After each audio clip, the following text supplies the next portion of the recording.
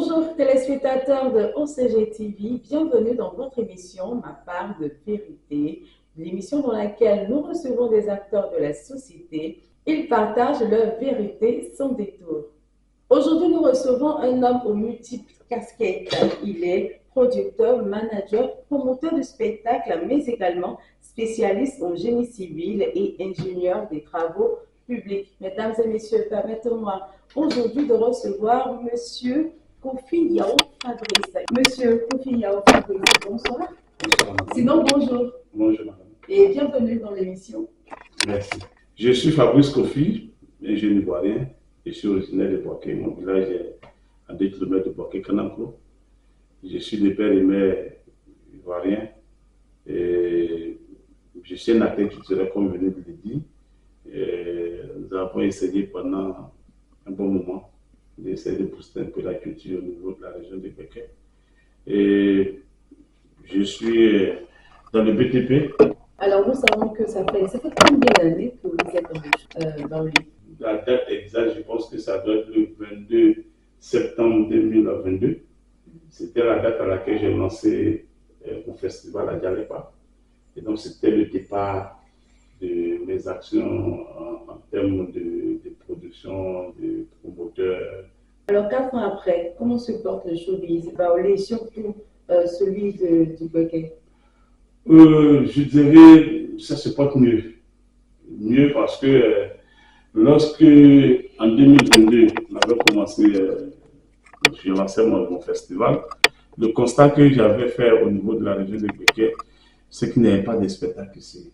Et donc, la vision du festival à Dialepa était que la première des choses, c'était d'aller à la recherche des talents cachés, les révéler, les promouvoir.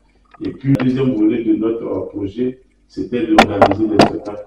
Nous avons commencé au niveau de Jakarta, la première fois où un jeune baoulé bien artiste du Boaké partait à Jakarta, c'était nous qui avons commencé. C'était qui? C'était nous qui avons commencé. C'était qui l'artiste? C'était le comédien Roré Baye.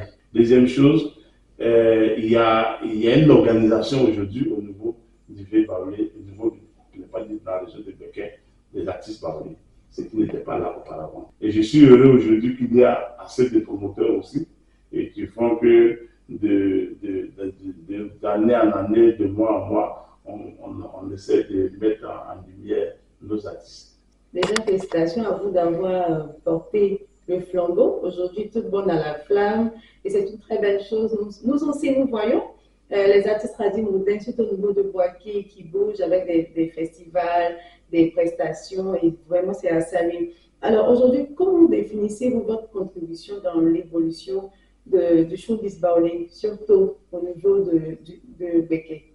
Bon, déjà, je pense que c'est aux autres de juger. Je ne peux pas faire d'autosatisfaction, mais je pense que j'ai apporté un plus. Le bilan est très satisfaisant. C'est vrai qu'il y a une certaine ascension, certaine évolution, mais quels sont les défis auxquels les artistes ivoiriens sont confrontés en général?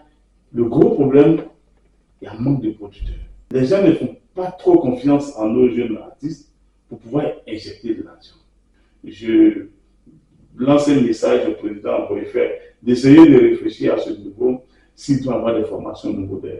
Vous, en tant que producteur, est-ce que vous avez déjà vécu ça? Votre expérience?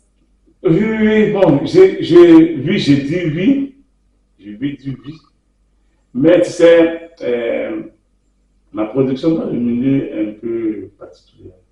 Avec tout ça, quelles sont les difficultés que vous rencontrez en tant que producteur?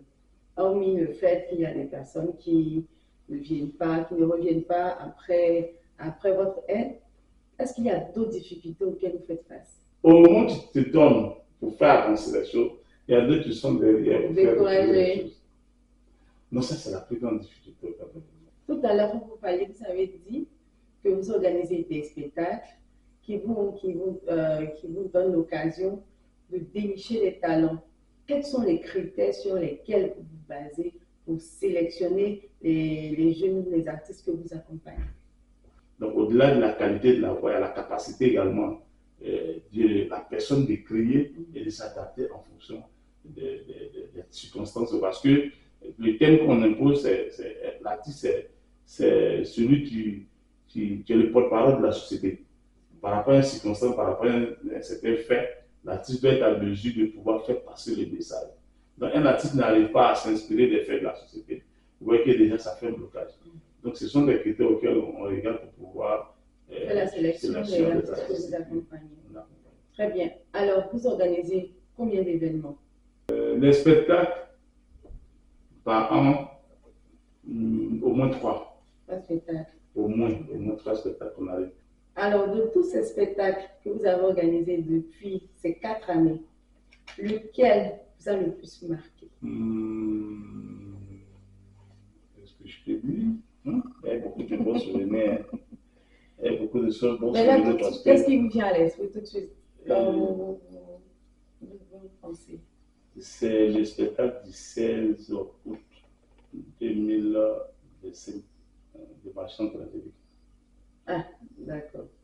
Voilà. Qu'est-ce qui a fait la différence avec les autres spectacles? En fait, c'était un peu comme je voyais le fruit de mes efforts. En fait, j'ai découvert la fille en 2023, fin 2023. Elle est rentrée en 2023. Et on a commencé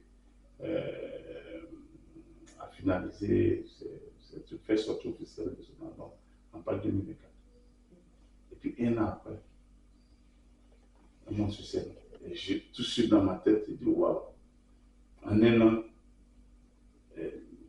voir comment on appelle ça, les fruits de ses efforts, c'était quand même une grande satisfaction pour moi ce jour-là. Et je me suis dit que il faut y croire et on peut y arriver. Voilà, il suffit de bosser. Ça va vite. Alors, dans le milieu même musical, l'intelligence artificielle est en... Exactement. C'est ce que je venais de dire. Et c'est ça qui fait le gros problème aujourd'hui de nos artistes. C'est que les gens ne veulent pas, les artistes ne sont pas suffisamment. Moi, je sais que je ne suis pas un expert dans le digital. J'ai besoin que mon artiste évolue. Et je sais que c'est ce outil qui est aussi puissant. Qu'est-ce que je fais? Je prends la tâche des spécialistes. Et je mise. Je n'hésite pas à mettre les moyens pour avoir les services de ces personnes-là pour que mon artiste puisse aller de là. Et donc, comme vous l'avez dit, c'est des choses qui courent. Mais il faut courir avec eux. Donc, il faut voir les spécialistes dans le domaine pour qu'ils puissent vraiment entrer l'artiste. Ce n'est pas de la magie. Quand on voit un artiste, un an, 2 ans, 10 ans arriver, mais il y a un travail de fond qui est fait. Et moi, c'est ma logique et c'est ma philosophie, c'est ma manière d'évoluer. Ma manière, c'est de prendre attache avec les spécialistes dans le domaine et avec une très bonne collaboration, et mettre les moyens pour qu'ils puissent vraiment faire le travail qu'il faut pour que mon artiste puisse évoluer. Donc, j'évolue avec l'artiste, avec le temps et du digital et tout. Alors, nous avons parlé des événements, des spectacles qui vous ont marqué, comme celui de la chante Angélica, et ceux qui vous ont déçus. Déçus. Waouh! Et ça resterait toujours une mauvaise expérience à Abidjan. Très mauvaise expérience. Ça ne m'a jamais arrivé. Mais c'est vraiment une très grande déception. Qu'est-ce qui s'est passé? Ce qui s'est passé, c'est que nous avons pris la salle, donné la caution qu'il fallait. Et ce n'est qu'à la veille. On nous dit, bon, votre spectacle, c'est à 16h et tout, mais bon, il y a un petit mariage de réception, un petit mariage, environ de 14h, ils vont finir, puis ils allaient prendre la salle. Ce n'est qu'à la veille que nous avons une information que la salle a été sous-louée. Oui. À 14h, on débarque pour pouvoir faire la mise en place et faire les balances. Mais on se rend compte que la salle est occupée, le mari n'était pas parlé. Jusqu'à 15h, 16h. C'était une expérience difficile.